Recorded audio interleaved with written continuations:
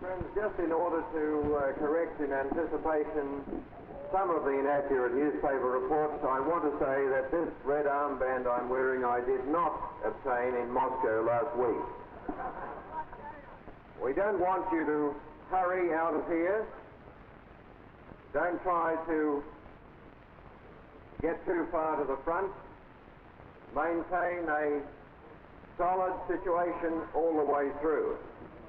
When we get to the town hall, everybody will be expected to spread through around the intersection to fill the intersection, remaining as close to the town hall as you can, although we're confident the amplifying system will reach you wherever you are.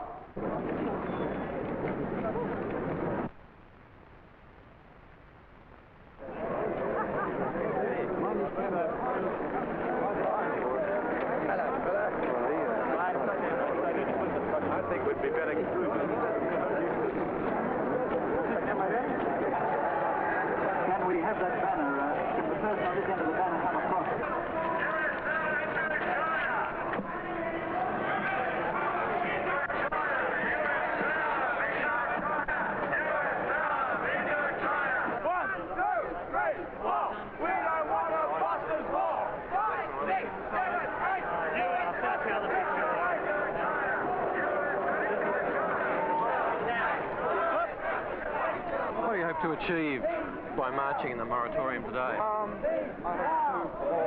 All of us hope to get people thinking, perhaps that the war is unjust, wrong, and that killing of any description, particularly Vietnam, is wrong. You know, indirectly, I want to end the war. Why are you marching this afternoon? Each generation's been involved in war. My father, my grandparents, my son. Now I've got a grandchild. If moratoriums can help, let's have moratoriums.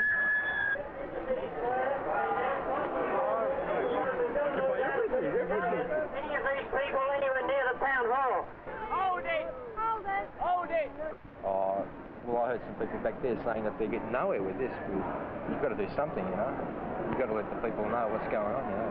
Yes, show how much all the younger generation feel about it, how strong they feel about it. Have you been called up yourself? No, next call up. How do you feel about that? It doesn't worry me. Go in. Would you go to Vietnam to fight? I suppose.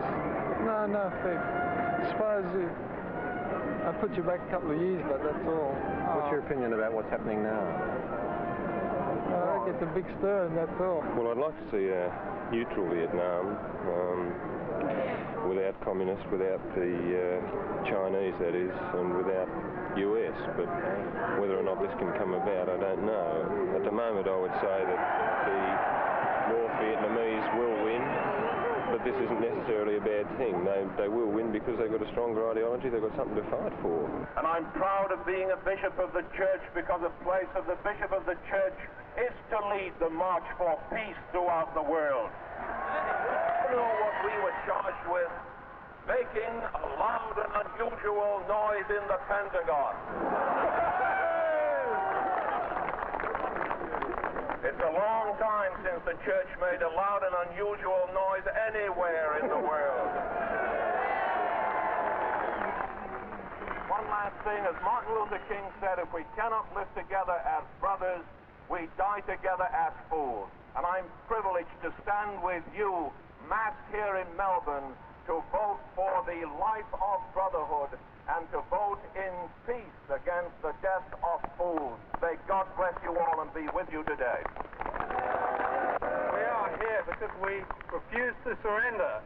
We refuse to surrender to a state that is carrying on a genocidal imperialist war in Vietnam. We are here to publicly resist, and we will continue publicly resisting even though we are out of Vietnam. The war in Vietnam has taught us many things. I think the main one is that the government in Canberra is no more our government than is the board of directors in an international corporation. It's no more our government than is a group of men sitting in the Pentagon planning genocide in Southeast Asia. Menzies deceived the nation in 1964. He introduced conscription and said that it wouldn't be for overseas service. Vietnamese women are in the forefront of the struggle. South Vietnamese women form over 50% of the liberation movement in Vietnam. Australian women too are on the move. They are being politicised. They are being politicised rapidly. I think it's rather impressive, but I don't know whether it's really going to achieve anything. What do you think they're trying to achieve? Well, I think they're just trying to get people to take notice of them, but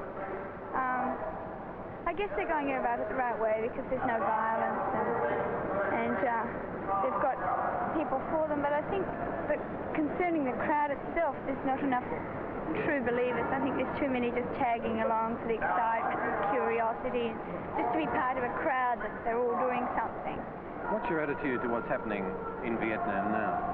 Well, I don't agree with it. I think it's a sort of a very personal thing towards sort of the individual themselves. If they believe in what they're fighting for, I think it's a very good thing. But if they don't believe in what they're fighting for, it's like anything. I don't think you should do it. Do you agree with this form of protest that's happening this afternoon? I think it's something that I think that the government sort of look at, you know, but I don't think it's like any protest. I don't think that it's a way of doing something, you know. I don't think they have any other way of showing the government their feelings about it.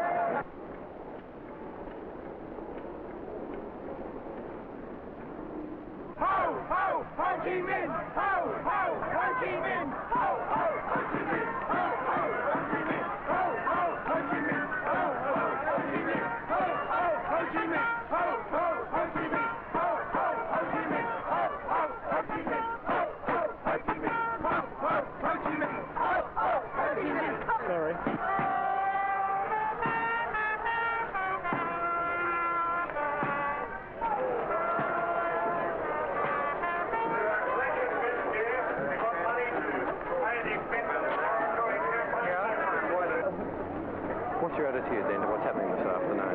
Well, I don't think it's as large a group as it was in May. I feel a bit disappointed that it hasn't got quite the atmosphere that it had in May. The only reason why I'm not walking now I was walking is I've become very tired. Why are you participating in the moratorium this afternoon? Well, because I feel deeply that our country has been led astray. That, in fact, I think that we should pay reparations to these people when we do finalise it. I can't see any reason at all why we should be over there.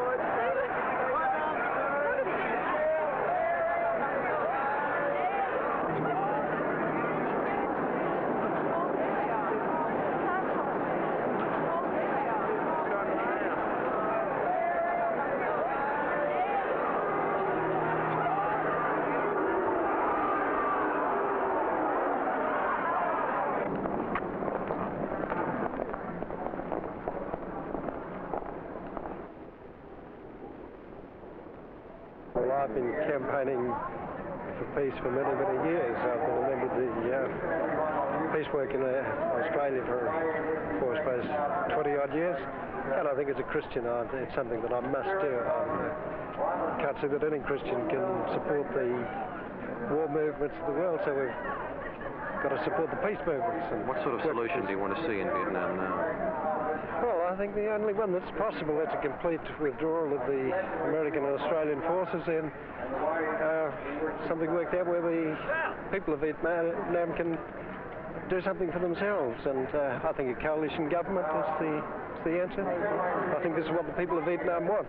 I think that well, as you said, there's been 3 moratoriums, and by the continual just having it all the time brings more awareness to people who are taking part in it and things like that. So I think it's a lot of good. What's your opinion? About the moratorium, about the war? Yeah, about walking now. Well, I feel that I'm maybe not a very significant person, but just by me being here in my own mind, I feel that I'm doing what I can. Would you like to explain why you've got the medals on and what you're doing here this afternoon? Yes, these medals were given to me by the governments of the Republic of Vietnam, by the government of the United States of America, for terrible things that I did. I've been rewarded by being given these things. I'm here as a public gesture. I don't want people to say, we're yellow, we're cowards, we're afraid to fight. We're not afraid to fight, we fought. Now we want to stop fighting. I don't want people to say, you haven't been there, you don't know what it's like. I have been there, I do know what it's like. And I know it's pretty bad, and I want to say, get out now. Yes, despite all these things, our stupid little governments go blundering on with the same course. They don't seem to have heard what's happened in the opinion of the people, and we've got to make it clear to them. A week or so ago, I spoke in Sydney, and the Minister of Agriculture there gave a permit for the march. He gave a permit for the gathering in the park, but he refused to give a permit for the loudspeaker system. What kind of petty harassment is that? Oh, what brings me here today?